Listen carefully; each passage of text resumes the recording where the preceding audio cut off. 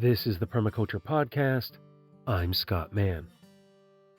This is the final episode in the series from guest host Shane Sater, a reflection on how an introduced plant species can create a novel ecosystem and the adaptations of the animals and other life that live alongside it. Enjoy this podcast from Shane, and I'll join you again after. Kochia scoparia. The mention of this weed conjures consternation in the minds of many. But when I think of kochia, I think of sparrows. Hi, I'm Shane Sater, author of the What's Going On Out There blog. Today's reading is from November 7th, 2022. It's titled, Kochia, What This Despised Weed Does for Fall Sparrows. If you're a more visual person and want to follow along with text and photos while you listen, you can also find this story on my website, what'sgoingonblog.org. So now, let's continue with the story. October 24th, 2022 was a day when it was hard to miss the connection between kochia and sparrows. A snowstorm had pushed through Helena the day before. The glowing golden leaves of the sandbar willows, Salix exigua, were covered with wet snow. It was a reminder that winter was coming. Montana's 6-month season of cold and snow was on its way. And among the thick, bushy kochia stands, lining a recently restored section of Prickly Pear Land Trust's 7 Mile Creek stream restoration site near Helena, the sparrows seemed to be everywhere. 3 other naturalists had joined me on this morning's survey. Photographer Leah Fry had brought an arsenal of cameras along. Check out more of her amazing work at leaf-images.com. Sean Watts and Scott Beeler were helping to spot birds and track behaviors. Part 1. Sparrows in the kochia.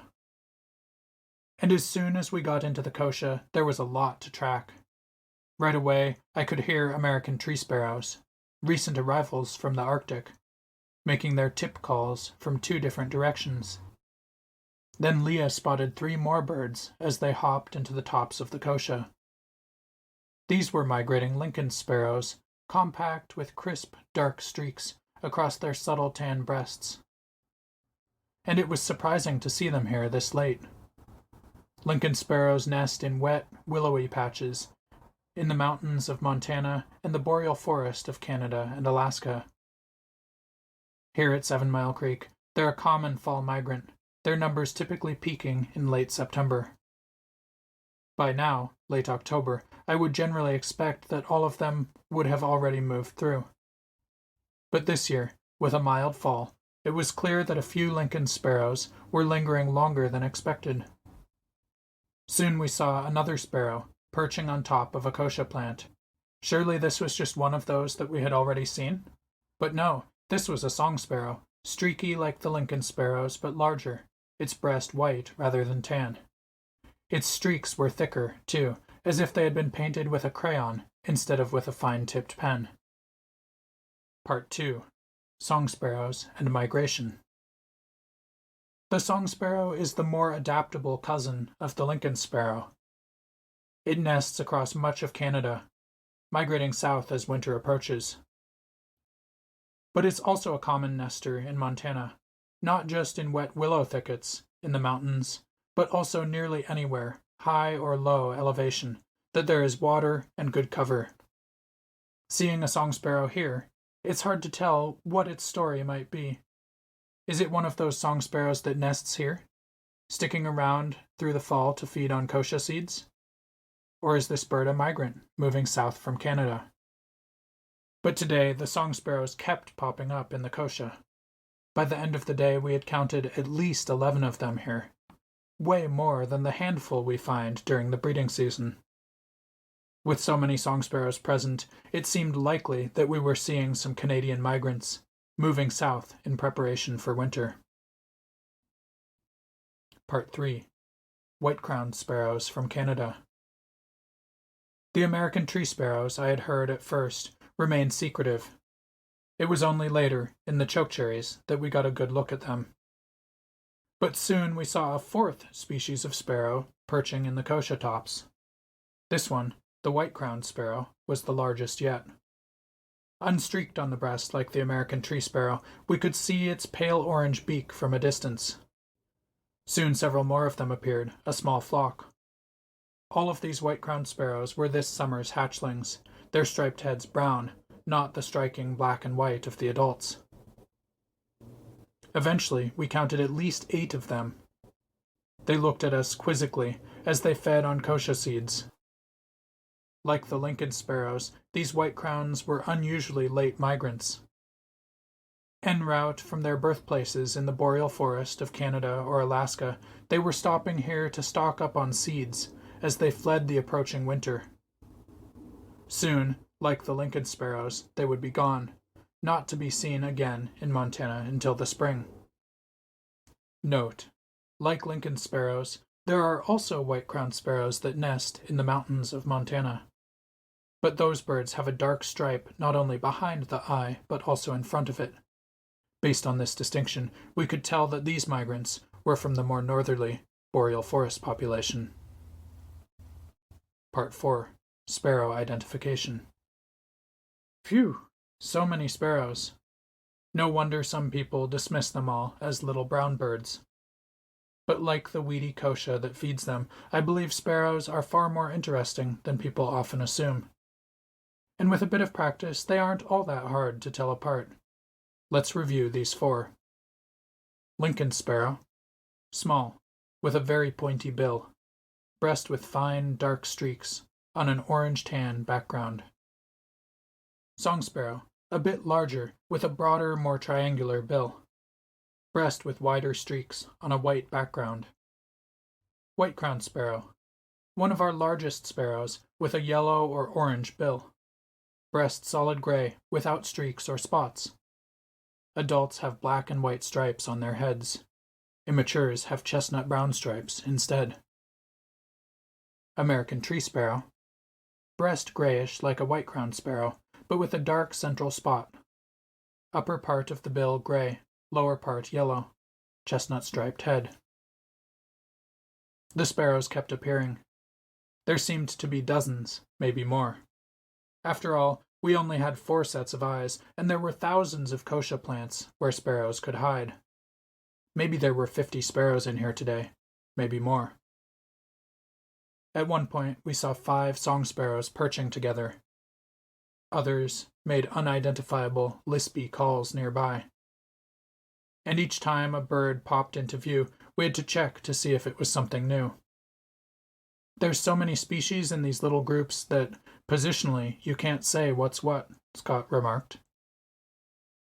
Part 5. Watching for rarities and other surprises. Earlier, Sean had posed the important question of what other species we might hope to see here. And so it was that we kept our eyes open for the rarer possibilities as well. We watched for Harris's sparrows with their massive pink bills.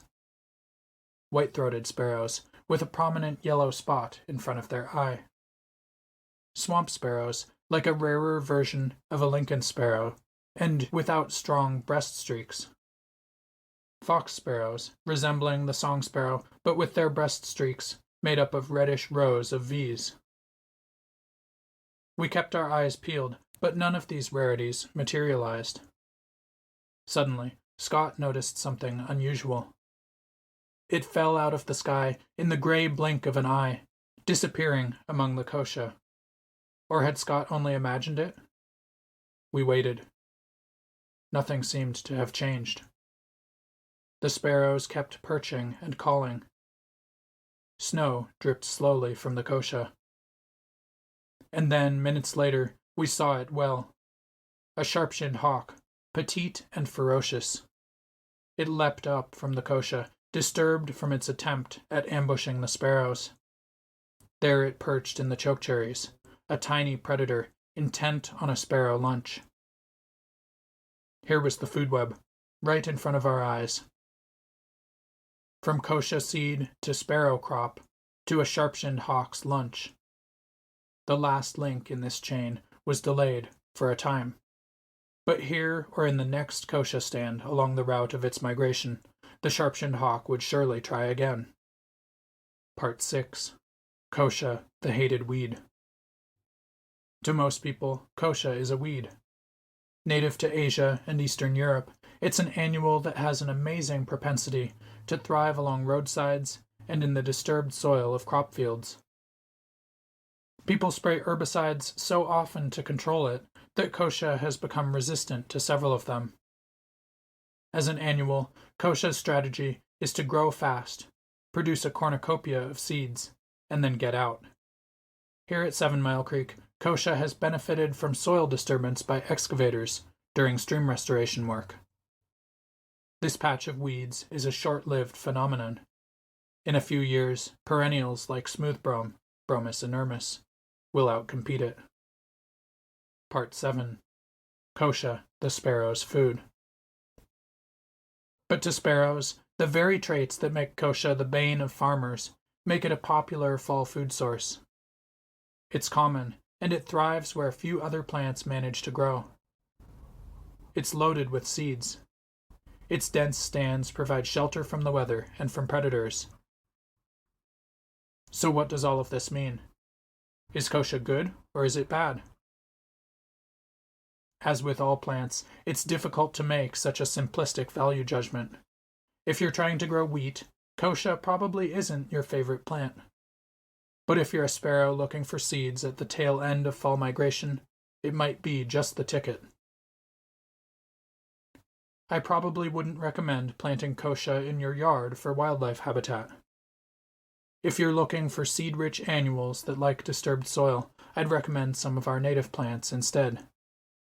Think of pit seed goosefoot, Chenopodium berlanderi, giant seed goosefoot, Chenopodium simplex, common sunflower, Helianthus annuus, and perhaps marsh elder, Iva xanthifolia. But if you find a thick patch of kochia in the fall, don't just call it rude names. Grab your binoculars and take a slow walk through it, and let me know which sparrows you find. And that was Shane Sater.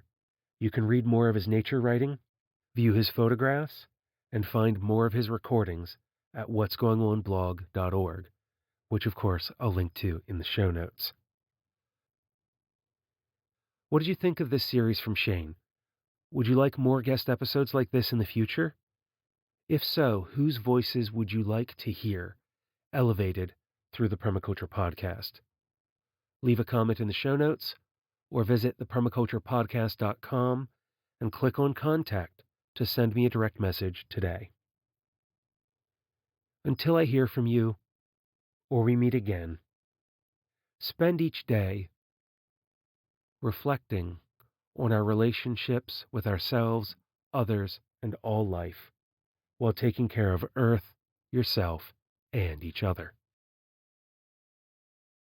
The Permaculture Podcast is a production of Permaneo Group.